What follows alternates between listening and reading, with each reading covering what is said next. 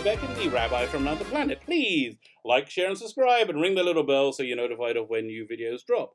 So I've been watching older things recently and trying to, I don't know. Okay, here's basically my viewing, how my viewing habits have progressed. Oftentimes I watch things that I feel I'm obligated to watch. Like if I'm watching a TV show and I hate getting behind. I hate having like 4 or 5 episodes to catch up on. By the way, The Flash started 2 weeks ago. It's incredible to me that it's so disinteresting now. I didn't even know it began. I'm going to try and catch up on the first episode tonight before the second episode airs. But yeah, so I have things I watch out of obligation. Then I have things I watch because I just want to. Oftentimes I'll dip into a Doctor Who. Oftentimes, yeah, especially right now I'm re-watching all of the Capaldi run. It's actually very, very enlightening watching it a second time. Then last night I watched Star Trek 6, and oh my god, I'm telling you, the entire original cast firing on all cylinders. You know, the quality, the quality and the believability of those performances.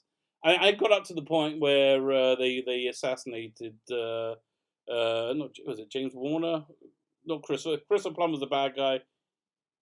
What's his name? Well, he's the traditional Brit in everything.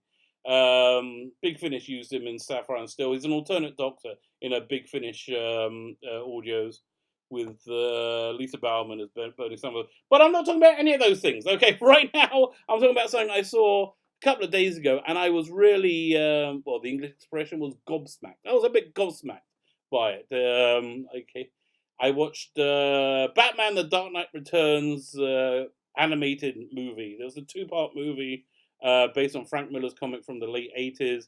Now, this came out relatively recently, in late 2012, early 2013. And the thing that amazed me is, okay, so if you don't know about Dark Knight Returns, it's been cribbed from a lot to make movies. But this was the basic story says it's Batman in the future. The whole world's gone, to pot. It's terrible, and everything's coming out of control. Batman's retired, and he comes out of retirement, right? And then you have like a very vocal segment of the world. This is before Twitter was big. I was scared. If it was made in the age of Twitter, they would have all like tweets going on. But it was a very vocal percentage of people who say Batman is a fascist and he should be jailed, and but here's the thing that really blew me away. It's after Prophercy. It's so prophetic for these times when we have SJWs, progressives, whatever you want to call them, who have like taken over media. They've taken over all media. The blue check marks. And the what's it? Somebody's told me about the circle of diversity. Where they what was it? Okay, first they come in and say, we want to come into your space to increase diversity and representation. Then step 2 is they say we demand that you fundamentally change this space because it offends us. Then step 3 is saying we demand you leave this space because you offend us, because you do not want to go to part 2.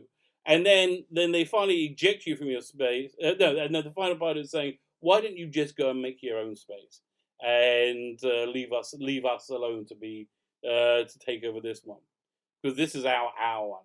And then eventually you'll move over and they'll take over another one.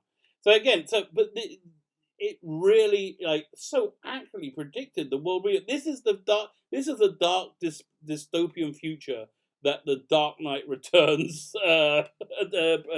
prophesied. So I think the kudos for it has to go to the original comic, which the cartoon did emulate very well.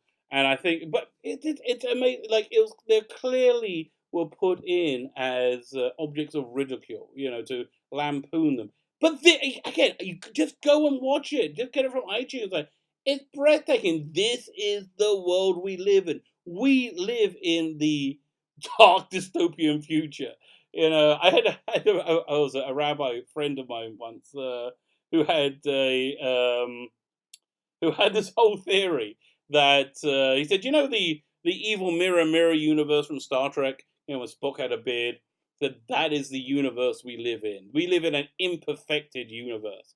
Uh, so yeah, just another example of that. Batman Dark Knight Returns. Go and check it out. It is breathtaking for its sheer prophecy. I doff my hat to Frank Miller. My name is Philip Becken, the Rabbi from Another Planet. Please like, share, and subscribe. Ring the little bell and ring the little bell so you're notified when new videos drop. And what else? Oh, share it, and so I get more subscribers. Thanks so much for listening. Leave your comments and let me know what you think.